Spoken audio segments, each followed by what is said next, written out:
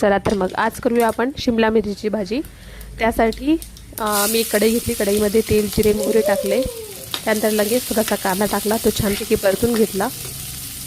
कांदा परतल्यानंतर त्यामध्ये लगेचच एक टोमॅटो बारीक कट केलेला तोही त्यामध्ये टाकला। सगळं काही छानपैकी मिक्स करून घेतले। अवघ्या एखाद्या 1 मिनिटात छान शिजलं जातं ते।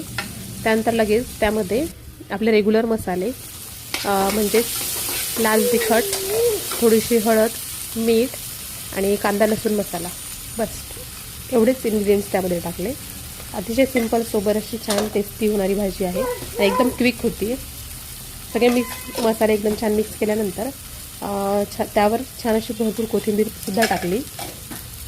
कोथिंबीरसहित सगळं छानपैकी मिक्स केल्यानंतर शेवटी आपण बारीक कट केलेला शिमला मिरचीचा थोडी त्यामध्ये टाकल्या आणि अवघ्या 2 ते 4 मिनिटांसाठी त्यावर झाकण ठेवलं। झाकण ठेवल्यामुळे काय, त्या वाफेमुळे फार लवकर शिजतात। यामध्ये आपल्याला बिलकुलही पाण्याचा वापर करायची गरज नाही आहे।